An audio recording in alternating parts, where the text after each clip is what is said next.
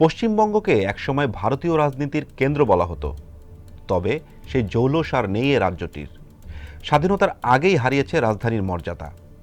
ভারতের কেন্দ্রীয় রাজনীতিতে খুব একটা প্রভাব নেই এই রাজ্যটির, কিন্তু বিগত দশক ধরে পশ্চিমবঙ্গের বিধানসভা নির্বাচন এলেই দেখা দেয় মোদি মমতার লড়াই। তৃণমূল কংগ্রেসের পতাকা নিয়ে পশ্চিমবঙ্গে ঘাঁটি গেড়ে বসেছেন মুখ্যমন্ত্রী মমতা বন্দ্যোপাধ্যায়, আর তা ছিনিয়ে নিতে সর্বোচ্চ চেষ্টা করে যাচ্ছে নরেন্দ্র মোদীর বিজেপি।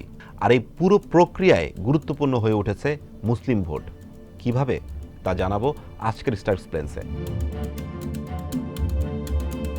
2021 সালের পশ্চিমবঙ্গের বিধানসভা নির্বাচনেও রাজ্যটিতে মুসলিম ইস্যু বেশ গুরুত্ব পেয়েছিল। কেন্দ্রে ক্ষমতাসীন বিজেপির মূল চাওয়া ছিল কলকাতায় শাসক দলের পরিবর্তন, অর্থাৎ মমতা বন্দ্যোপাধ্যায়ের বিদায়। বিজেপির তরফ থেকে দাবি করা হয় প্রতিবেশী বাংলাদেশ থেকে অনুপ্রবেশকারী মুসলমান ও রোহিঙ্গা এসে পশ্চিমবঙ্গ ছেয়ে ফেলেছে। তাদের নামে ভোটার তালিকা থাকায় বিশেষ সুবিধা পাচ্ছে তৃণমূল।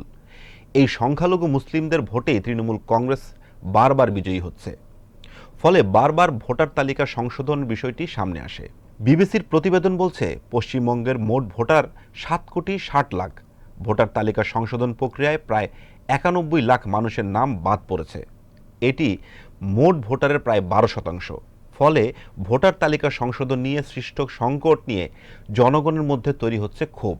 নিজের বৈধ নাগরিকত্ব প্রমাণ করতে ও ভোটার তালিকায় নাম তুলতে সাধারণ মানুষকে আদালত পর্যন্ত যেতে হয়েছে। তারা একে হেনস্থা হিসেবে আখ্যা দিচ্ছেন। আর এর জন্য পশ্চিমবঙ্গের ক্ষমতায় থাকা তৃণমূল কংগ্রেস অভিযোগ তুলেছে বিজেপির বিরুদ্ধে। তৃণমূলের দাবি, বিজেপির কারণেই ধর্ম বর্ণ নির্বিশেষে সাধারণ মানুষ সমস্যায় পড়ছে।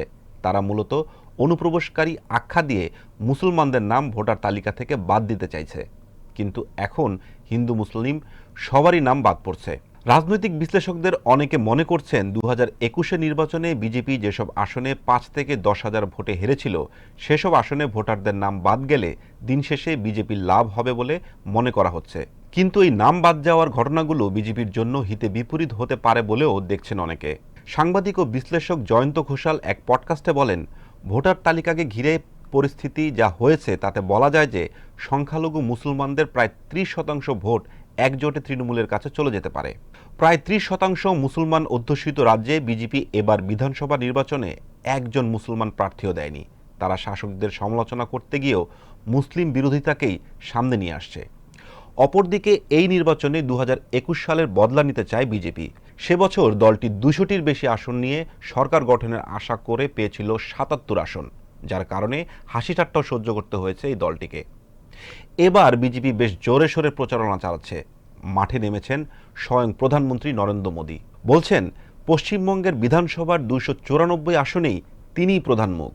তাই ভোটারদেরকে তার কথা মাথায় রেখেই বিজেপির প্রতীক পদ্মফুলে ভোট দেওয়ার আহ্বান করেছেন তিনি।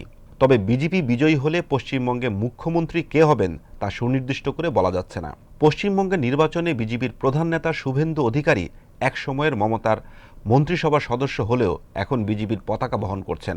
ভারতের সংবাদ মাধ্যম আজ তাক বাংলার এক ভিডিও প্রতিবেদনে বিজেপির এই নেতাকে বলতে শোনা যায়, প্রতিটি হিন্দু গ্রামে বিজেপি, তৃণমূল ও অন্যান্য রাজনৈতিক দলের পতাকা দেখতে পাওয়া যায়, কিন্তু কোনো মুসলিম গ্রামে বিজেপির পতাকা দেখতে পাওয়া যায় না, অথচ তারা সরকারের সব সুবিধা নেয়। তার দাবি, তৃণমূল বিভাজনের রাজনীতি করছে, তিনি উন্নয়নের রাজনীতি করতেই বিজেপিতে যোগ দিয়েছেন।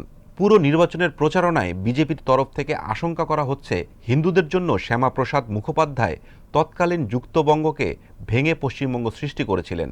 সেই পশ্চিমবঙ্গেই হিন্দুরা ক্রমশ সংখ্যালঘু হয়ে পড়ছে। বিজেপির শীর্ষ নেতাদের মন্তব্য, পশ্চিমবঙ্গকে মিনি বাংলাদেশ বা মিনি পাকিস্তান হওয়া থেকে ঠেকাতে জোরদার চেষ্টা করে যাচ্ছেন তারা। সে লক্ষ্যে দলটি এবারে নির্বাচনে কোনো মুসলমান প্রার্থী রাখেননি। এমনকি মুসলিম ভোটারের প্রয়োজন নেই বলেও বিভিন্ন সময়ে রাজ্যেও বিজেপির নেতাকর্মীদের বলতে শোনা যাচ্ছে। কিন্তু বিজেপি পশ্চিমবঙ্গের 30% মুসলিম ভোটকেই মমতার তুরুপের তাস হিসেবে দেখছে। 2011 সালের পরিসংখ্যান অনুসারে পশ্চিমবঙ্গের জনসংখ্যা ছিল 9 কোটির বেশি। 2026 সালে তা বেড়ে 10 কোটির বেশি হয়েছে বলে ধারণা করা হচ্ছে। 2011 সালের হিসেবে পশ্চিমবঙ্গে হিন্দু ছিল প্রায় 71% আর মুসলিম প্রায় 27%। বর্তমানে তা বেড়ে 30% হতে পারে। 2011 সালে পশ্চিমবঙ্গের জেলা ছিল 19টি, এখন বেড়ে হয়েছে 23টি। মুর্শিদাবাদ ও মালদা জেলায় মুসলমানদের সংখ্যা 50%-এর বেশি। দক্ষিণ দিনাজপুর জেলায় হিন্দু মুসলিম প্রায় সমান সংখ্যক। বীরভূম ও দক্ষিণ ২৪ পরগনা জেলায় মুসলিম ৩৫%-এর বেশি।